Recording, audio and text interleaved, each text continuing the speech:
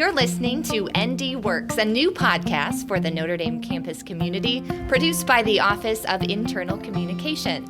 We're the team that brings you ND Works Weekly, ND Works Quarterly, the Week at ND, and a passion for sharing clear, concise, and interesting information with faculty and staff of the University of Notre Dame. I'm Jenna Liberto, Director of Internal Communications, and I'm glad you're listening.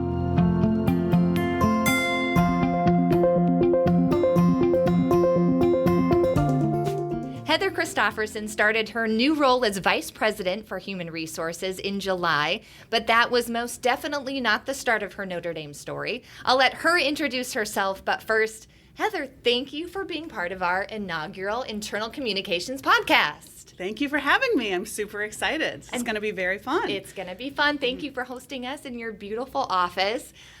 Recently, you announced a couple new initiatives from HR, but before we get to that, I want to talk a little bit about your Notre Dame story because I love to hear you tell it. And correct me if I'm wrong, but if you would have seen yourself now, back when your Notre Dame journey began, you might not have believed it. Is that correct? I would not have believed it. Absolutely. My Notre Dame story began from infancy, really, like when my father put me in Notre Dame T-shirts and encouraged me to watch Notre Dame football. And, 3 years old, crying when the Irish lost. I was definitely brainwashed and indoctrinated very early.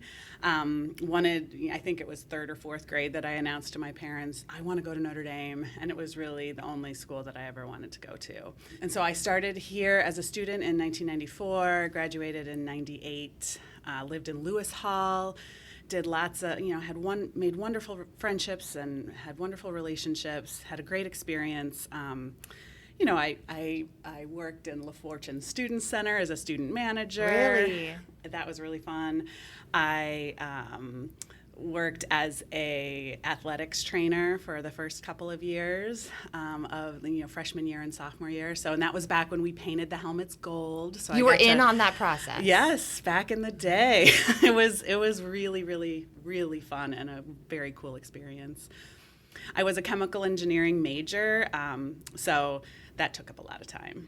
I bet. It was busy. Yeah. So you were a chemical engineering major. You were not a human resources leadership major. Tell me more about how your career track took you here and then back again. Yeah.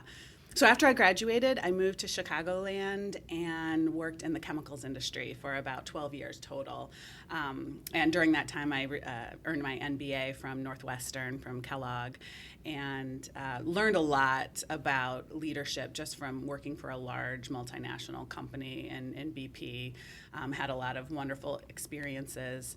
Came back to Notre Dame really to work because I wanted to feel a connection to the place in terms of my values and their values. And I love Notre Dame, right? But I never, when I was a student, thought that I would end up working at Notre Dame. So I've had a variety of jobs on campus that none were human resources until this one. But throughout my career, as it kind of progressed, working in the Alumni Association and in strategic planning when it was first starting, in the Office of Sustainability, in facilities, leading the maintenance team, in university relations, leading the advancement services team, I had a lot of opportunities for leadership where I interacted with HR and HR's services and processes. And so I think even though I don't have a traditional HR background, I think I can bring a lot to the team in terms of customer experience of HR and a lot of ideas about how we can move forward into the future. And what a beautiful collection of experiences that speak to our resources, our people resources here on campus, right? And you've certainly touched that in so many different areas of the university. Now in human resources, and it's an exciting time. There's a lot of great things going on for employees, not least of which are a couple initiatives that you were able to introduce to the campus community when we got back from Christmas break. And so I'd love to dive in and talk about those a little bit. That sounds great. Okay, Heather. Yeah, wonderful.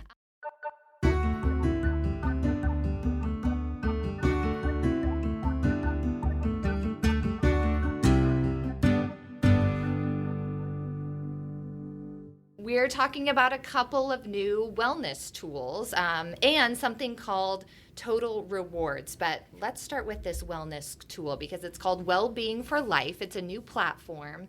And first of all, Heather, just tell us in its most basic sense what this is, Wellbeing for Life. Yeah, so this is a new platform we're very excited about. It is going to be the central hub for all things well-being. So physical, emotional, social, financial, spiritual, all along that wellness wheel that we like to show. It contains so many resources that are available right at your fingertips. So this will be an app that you can have. And it'll help you to lead a healthier lifestyle. So things like healthy meal planning ideas, discounts for grocery stores, financial education on things like student loans, retirement, personal finance, and a lot of science research-based content to help you manage your stress, help you sleep better, eat better, find motivation. So we're really excited about it. We know there's a lot of these types of tools in different formats all over that you can buy, and some are free, but some you have to pay for. This really brings a lot of those opportunities for our colleagues to one place, and then you get to tie it to kind of this overall focus on wellness and benefits here at Notre Dame. Right. It's kind of like a one-stop shop for all of those things for all of our employees at Notre Dame. There'll be opportunities to do challenges with colleagues, and that sounds fun. Yeah, I'm hoping that people will really enjoy it and get a lot out of it, and use it, where they can have conversations and do some of the fun challenges with their colleagues. That's great. As an incentive, in the past we've had Live Well rewards, right? So does this replace that?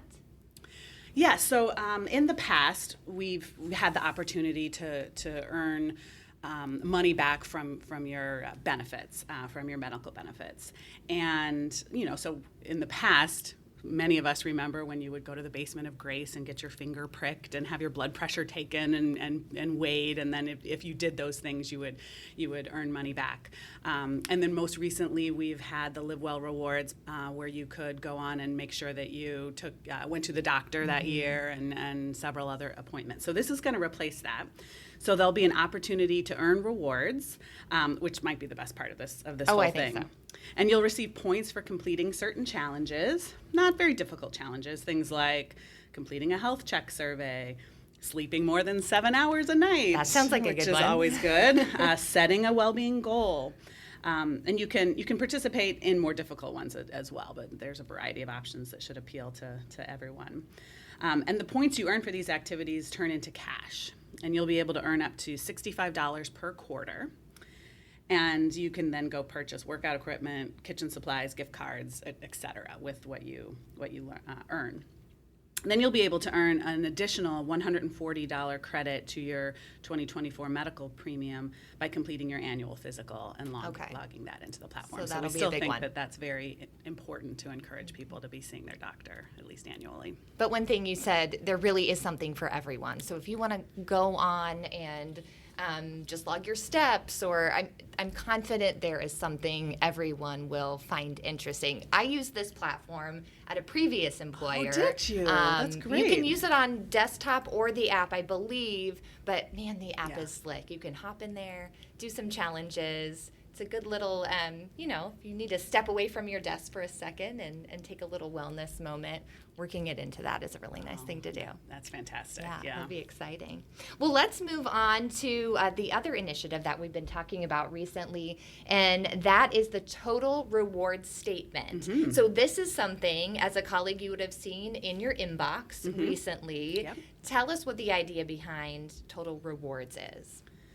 So the Total Rewards Statement is something we've been hard at work developing for some time now. And it's just a comprehensive way of looking at the total rewards from being an employee at Notre Dame. So including your compensation, all the benefits, and all the rewards that you're earning and receiving as an employee, kind of in one comprehensive place where you can see it all. We work very hard to provide amazing benefits, and we want to get the total picture of what that means and how that impacts our faculty and staff.